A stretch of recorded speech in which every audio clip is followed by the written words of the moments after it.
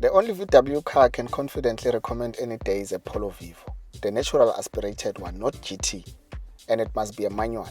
If you buy the Tiptronic what with Lipon, the crazy thing with some cars is that you never know how terrible they are until you own them and see flames, which is why I kind of feel like mainstream automotive journalists are really letting us down, because they hardly talk about the headaches we go through as average consumers. The only way to find out whether a car is reliable or not is to buy it and see flames. Then you end up fighting with arrogant dealers who think they are untouchable and can get away with anything. A lot of people are living with lemons out there and are suffering in silence, while we have mainstream journalists who should be covering such stories. If you want to call out unacceptable practices, they say, hey, you'll be blacklisted, red flagged, or whatever. I will not allow a situation where consumers are bullied by brands. If they want to red flag me, it's fine. Welcome to another video.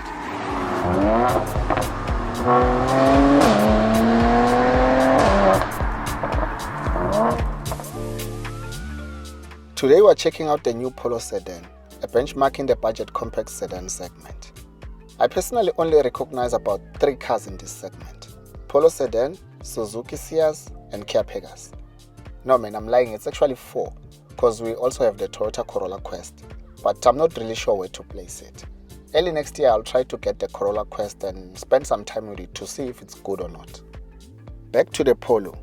Previously, the Polo sedan was available with either a 1.4 or a 1.6 liter engine, but with the new model, it's strictly 1.6 and there's only 2 trims: entry-level Polo sedan and Polo sedan Life. In this video, I'll highlight the differences between the 2 models and you will decide which one is worth buying. By the way, with the Polo sedan, there's no optional extras.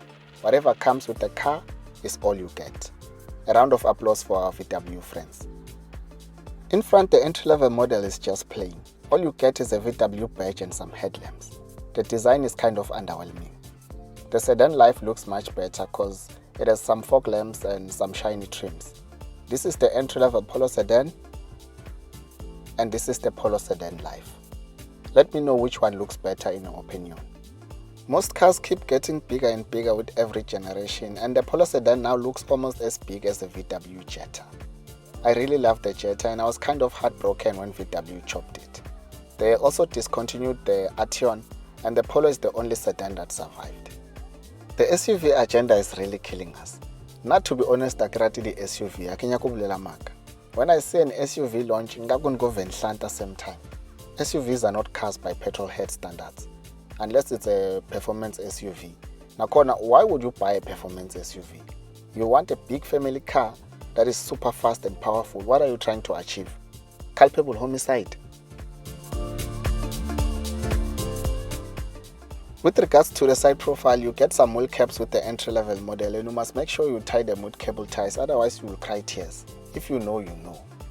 The Polo sedan Life, on the other hand, gets some 16-inch alloy wheels. If you want to be fancy, you can go for aftermarket rims.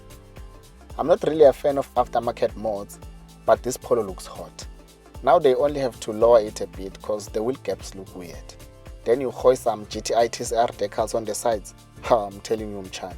All the imaginary baddies niggas are always talking about on social media will be yours. At the back, both the Polo sedan models look exactly the same. The only minor difference is the chrome trim you get on the lower part of the bumper in the Polo sedan Life. The boot space is 521 liters, and on paper that's larger than a BMW 3 Series boot. With the 3 Series, you get 480 liters of boot space. A spare wheel is available, and it's not an optional extra. Overall, the exterior design is not bad, but I think the Virtus GT they get in India looks really nice, and it can do well in South Africa. If you've been inside a Polo before, there's really nothing new here besides the design of the infotainment screen and the user interface. Everything else is more or less the same. Now let me show you some of the minor differences between the 2 Polo sedan trims.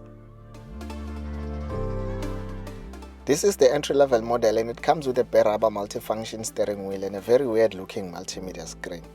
Here you will need the 99 rands rating glasses to see properly, just like in the Baleno GL. The sedan Life, on the other hand, gets a leather-wrapped multifunction steering wheel and a better-looking multimedia screen. Entry-level model, top-of-the-range model. You don't get a center armrest in the entry-level model, it is only available in the sedan life. I don't know what VW was trying to achieve with the cream fabric seats, but in my opinion they are just a bad idea. If you like them, that's not a problem. Good luck with keeping them clean. It would have been much better if they were fake leather. Light cloth seats are just a great recipe for disaster. With the entry-level model you get normal seats, and by normal I mean black. Do with that information what you will. In the sedan life there's vents and 2 USB-C ports for the back passengers, but in the entry-level model, well, you can see for yourself. But why would you deprive people such basic features? If you've been paying attention, you will realize that I haven't compared this car to any other car in its segment. Because with any comparison, VW will always lose for obvious reasons. In terms of performance, all the models come with a 1.6-litre natural aspirated 4-cylinder engine, mated to either a 5-speed manual or a 6-speed automatic transmission.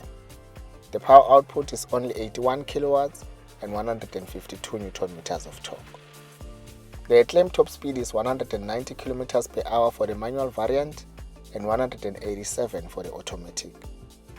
Average fuel consumption is quoted to be 6.2 liters per 100 kilometers and 6.5 liters per 100 kilometers respectively.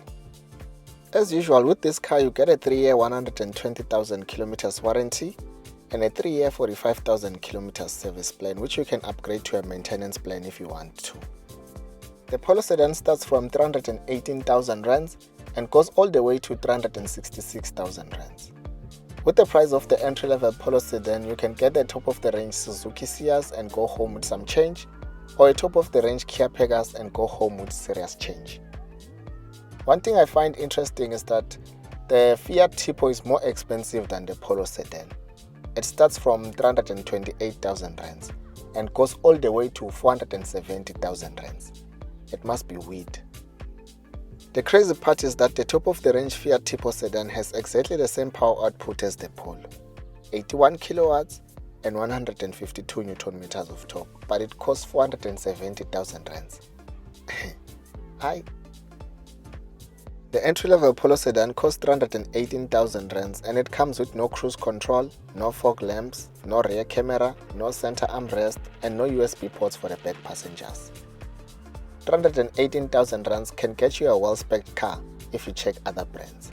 But if VW is your home, the car you should buy is the Polo sedan Life and it costs 346,000 rands.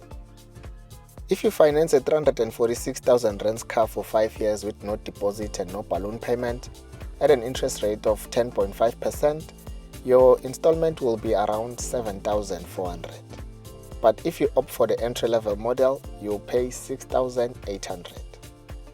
For insurance, expect to pay between 1,500 and 2,000 rands depending on your risk profile.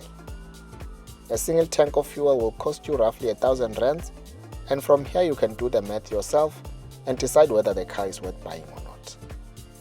For me, the outgoing model looks better than this one, but that's just me.